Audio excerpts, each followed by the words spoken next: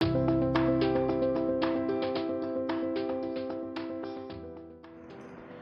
and Namaskar everyone. This is Kavita Jain, Learning Head and Senior Equity Research Analyst of Swastika Group. Friends, निश्चित ही हम सभी एक कठिन समय से गुजर रहे हैं। मैं आशा और उम्मीद करती हूँ आप सभी अपने घरों में स्वस्थ एवं सुरक्षित होंगे। स्वस्तिका ग्रुप लगातार आपके साथ बने रहने का प्रयास कर रहा है और इस वीडियो प्रेजेंटेशन सीरीज में आज हम आपसे चर्चा करेंगे सबसे अत्यधिक पूछे जाने वाले सवाल पर कि क्या फार्मा में अभी निवेश करना चाहिए। So let's see friends, अगले 8 मिनटों में हम आपके साथ फार्मास्यूटिकल सेक्टर के किन पहलुओं पर चर्चा करेंगे।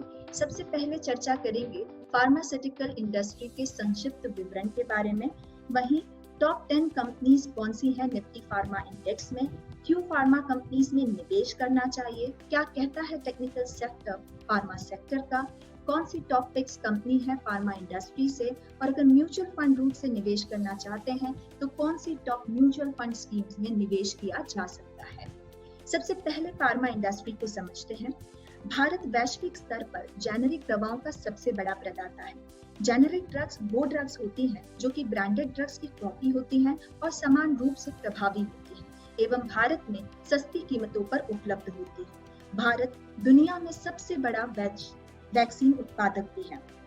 इंडियन वैक्सीन उत्पादक कंपनी की बात करें तो फाइजर, एस्ट्राजेनेका, सनोफी, सन फार्मा और सीरम इंस्टीट्यूट ऑफ इंडिया का नाम सबसे पहले आता है। सीरम भारत की सबसे बड़ी वैक्सीन उत्पादक कंपनी है जो कि डीटीपी, एमएमआर, पीडियाट्रिक वैक्सीन का उत्पादन करती है। वहीं मुझे बताते हुए खुशी हो रही है कि दुनिया में पैदा हुए प्रत्येक दूसरे बच्चे के टीकाकरण का पहला शॉट भारतीय कंपनी सीरम के उत्पादकों से होता है। विश्व स्तर पर एपीआई के लिए भारत तीसरा सबसे बड़ा बाजार है। एपीआई एक्टिव फार्मा इंग्रेडिएंट सभी दवाओं का महत्वपूर्ण घटक है जो कि बीमारी के इलाज में काम आता है। Pfizer, doctor Reddy, Sanofi, Novartis, AstraZeneca Bharat की बड़ी एपीआई मैन्युफैक्चरिंग कंपनीज हैं। Indian pharma industry volume basis पर विश्व की तीसरी सबसे बड़ी इंडस्ट्री है।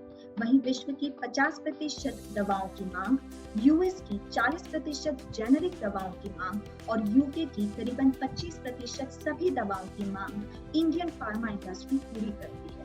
भारतीय फार्मा उद्योग को हम 22% CAGR से बढ़ने की उम्मीद करते हैं। तो ये तो बात हुई इंडियन फार्मा इंडस्ट्री के विवरण के बारे में। अब बात करते हैं top 10 constituents of Nifty pharma index by weightage. Sun Pharmaceuticals और डॉक्टर रेड्डी करीबन 21% का वेटेज रखते हैं फार्मा इंडेक्स में, वहीं डिविस लैब 13.95% और सिप्ला 11.82% का वेटेज रखते हैं। ल्यूपिन, बायोकॉन, ऑर्बिंदू, पिरामल, कैडिला और ग्लेनमार्क 10% से कम का वेटेज रखते हैं। अब बात करते हैं क्यों फार्मा कंपनीज में निवेश करना चाहिए। कोविड-19 लॉकडाउन के दौरान फार्मा सेक्टर को अन्य सेक्टर्स की तुलना में अत्यंत आवश्यक माना गया है। चीन में कोरोना वायरस के कारण कई दवाइयों के कारखाने अस्थायी रूप से बंद हो गए हैं, जिससे विश्व सप्लाई चेन डिस्ट्रप्शन का सामना कर रहा है। इसे भारतीय दवा कंपनियों के लिए ऑल्टरनेटिव सेंटर बनने की एक अच्छी अपॉर्चुनिटी के रूप में देखा जा रहा है।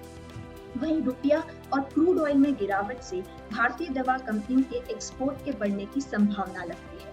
कोविड-19 महामारी के चलते यूएस एफडीए से अप्रूवल्स तेजी से आ रहे हैं, जिसका सीधा लाभ भारतीय फार्मा कंपनियों को मिलेगा। भारत में अन्य देशों के मुकाबले research and development and cost of production में कम खर्चा आता है, जो कि भारतीय कंपनी के प्रॉफिट मार्जिन की बढ़ने की संभावना बताता है।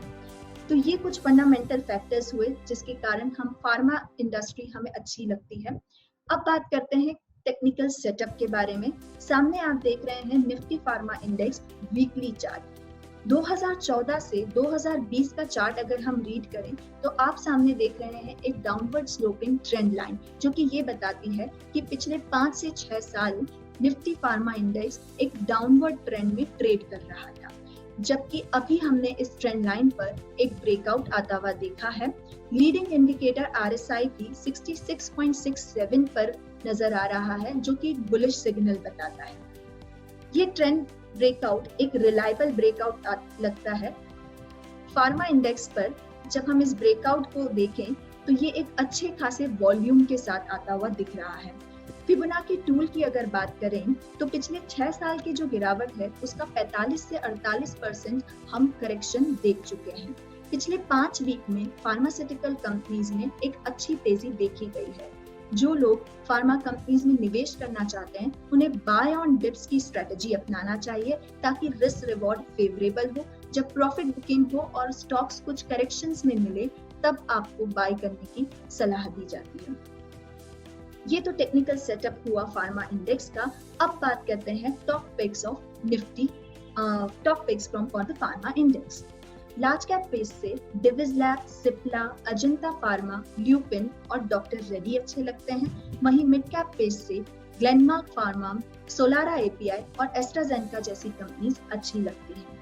वहीं जो लोग सीधे शेयर बाजार में निवेश नहीं करना चाहते और म्यूचुअल फंड रूट से निवेश करना चाहते हैं वो Nippon India pharma, Tata India pharma और SBI health care opportunity fund में एसआईपी या लमसम रूट से निवेश कर सकते हैं।